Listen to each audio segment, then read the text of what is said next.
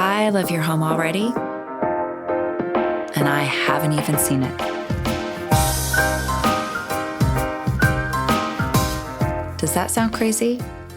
It's not.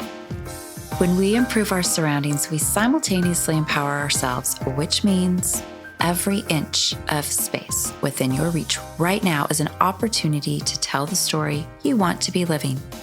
Tell me that's not its own kind of wonderful. I have spent the last 15 years consulting clients and their homes through the wisdom of Feng Shui, intentional design, and some crystal clear communication. And you know what happens when you bring those three together? Life-changing magic. Your home is already in a conversation with you, so why not learn how to merge that awareness with some simple, straightforward, and smart action to co-create the life you want? I'm Amanda Gibby Peters, and I am here to help you learn how. Welcome to House Therapy.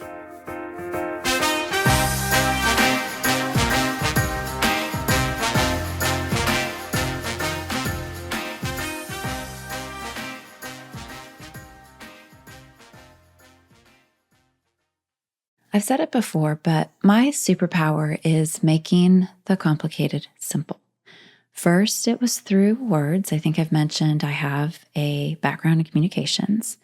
And then Feng Shui happened. And you know the story from one of the first episodes, but once that skeptic in me retired, I realized that Feng Shui was a language that felt strongly familiar. So I devoted myself to it, and it's why Simple Shui and House Therapy exist. Helping others confidently incorporate this wisdom into their homes and lives brings me really big joy. So today, I want to talk about something that I don't love as much, and more importantly, the why. And that is, drum roll please, the DMs and requests for answers to quote unquote quick Feng Shui questions.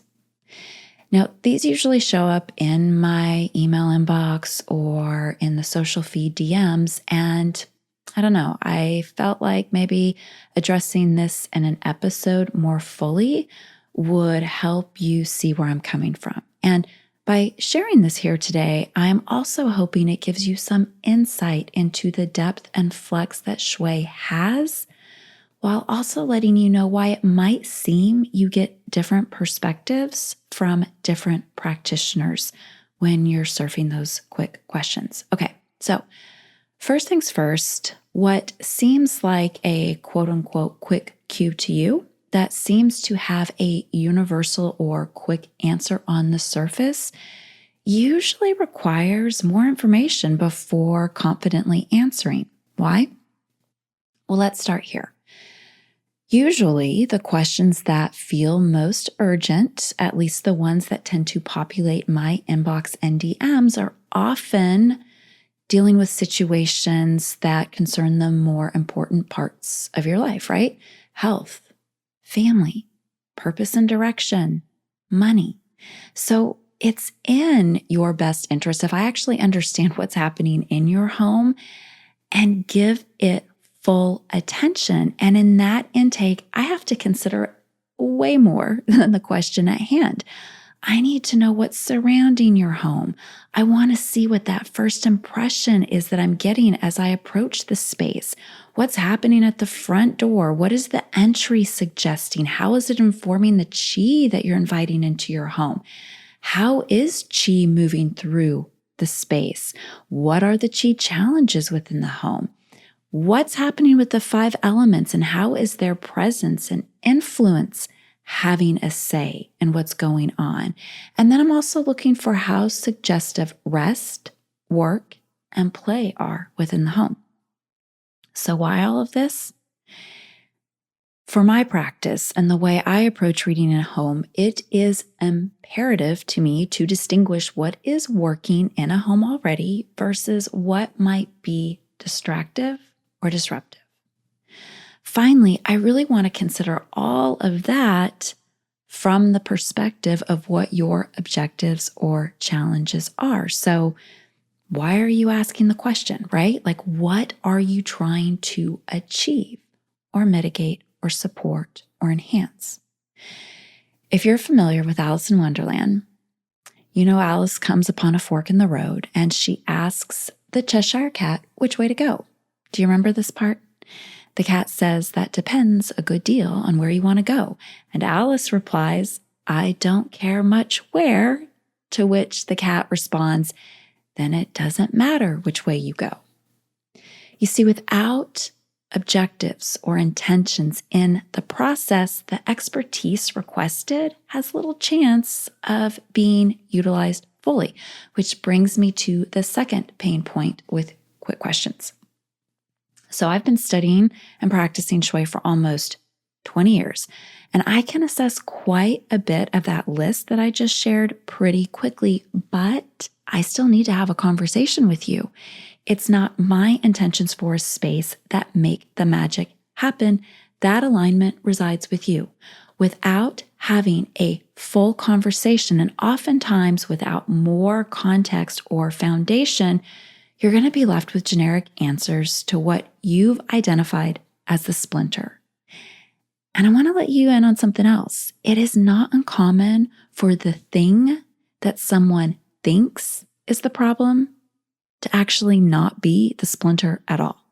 So here's a story. Years ago, a woman reached out to me on Instagram. She was super frustrated that she'd, in her own words, feng shuied her office. She really emphasized to me that she, and I quote, even put my desk in command, but nothing has happened or changed. Now, this was years and years ago, so I took the question and replied, send me a photo of your office within the next 10 minutes and I'll give you a quick answer. She did. And yes, her desk was in command, and she had a big enough desk. She had a high back chair. There was a plant in the room, but she'd not mentioned the chaos everywhere. She had filing cabinet drawers that were open and there were things kind of laid across them. You couldn't see a lot of the floor due to just boxes and some stacks of files on it.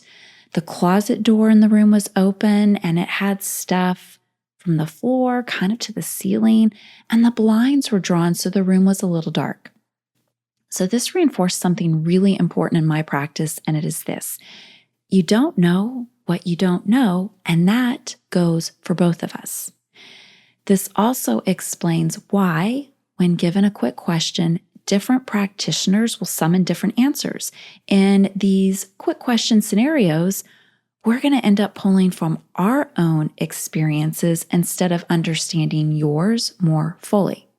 So back to this quick question, had I gone off of her perspective alone, which was I've done everything, even put my desk in command and feng shui isn't working, I might have assumed or suggested something more stimulating for the space, like a mirror to encourage more activity, more clientele, more income, which is what she wanted. However, in the state of affairs that her office was in, that mirror would have only aggravated an already aggravating situation by literally doubling the chaos in her life. And I'm pretty sure her frustration would have gone nuclear had we done that.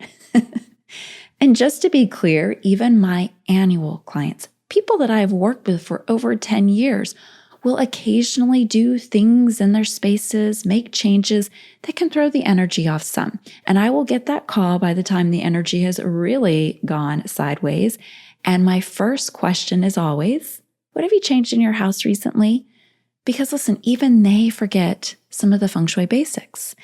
And that's the thing. Feng shui is my expertise. It's what I've been investing in for almost 20 years. So it's easy for me to help people correct energetically because most people aren't elbow deep in those feng shui conversations and curriculum every day.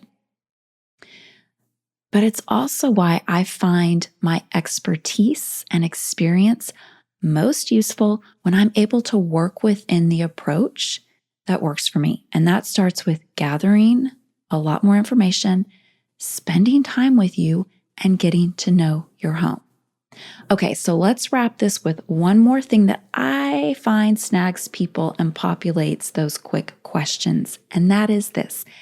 As mindful and careful as I am about what I share on the socials and even here on the House Therapy podcast, I am doing my utmost best to make the suggestions as user-friendly as I can for as many of you as possible. And still, not all suggestions are going to fit every situation or home or person, which means not every tip is meant for every reader at that precise moment. And in this case, not every tip is meant for every listener at that precise moment.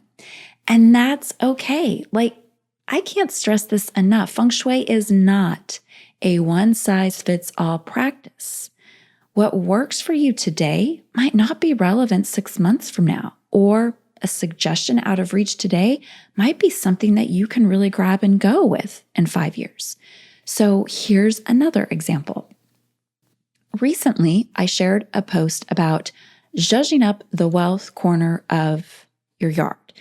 I shared this over on Instagram, and you can check out the show notes to see that post.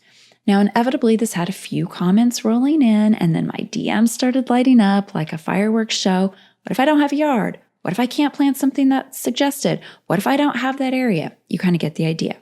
So if this is you too, let me assure you, you have a wealth area somewhere to work with. Might not be in your yard, but you have one in your home, in your bedroom, in your office, somewhere in your space, you have a wealth area. So what I want to remind everyone is, if a post or any of the suggestions, options, tips, insights don't apply to you, here are 2 considerations. 1, it could simply be that the shui isn't for you yet, or you might want to see if there are other ways to work with the wisdom that is being presented. So, for instance, this post about the wealth area in your yard. Here are some alternatives.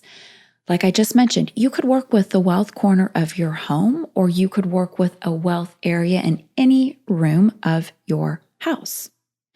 You might want to work with the colors of wealth outside instead of the suggestions I shared. So in this particular post, I suggested planting a butterfly bush in this section, and there are 2 reasons for that suggestion. 1, butterflies are symbolic of transformation and that ability to take flight. That energy does really well in the wealth area. I also suggested the butterfly bush because it has those purple blooms, and purple is a color that is often associated with wealth. So you see, with better context comes the ability to confidently move around these tips, knowing what you can adapt or maybe apply differently. So one last alternative, I mentioned birds and butterflies for outside, really working with like a bird feeder or the butterfly bush in the wealth area, but you can work with imagery of birds or butterflies in the wealth area inside your home or a room. So here's what this whole episode is really coming down to. What I impart is my responsibility, and I want you to know it is one that I take really seriously. I was listening to an interview with the actress Judith Light recently, and she said something that is still reverberating. She said, own what you are bringing to the table. Own the discipline. Own the training. Own the people who helped you, supported you in getting to where you are now. Hearing her say that resonated because I want you to experience the ability to co-create with your home and experience a positive shift or change. I really want you to get to know your home's abilities and this collaborative partnership that is within your reach. And I truly believe in the power of Feng Shui to transform lives. So if you want to learn more, grab a book and listen. Any Feng Shui book is a good start. Spend some time on my Instagram page. There is so much information there. And I know that sounds like a shameless plug, but I keep all my posts in Word documents by the year, and my 2022 Instagram post document is 178 pages long. That's 178 pages of tips, suggestions, and insights into working Shui in your home and various spaces. Or in other words, plenty of backup ideas if something isn't applicable to your home yet.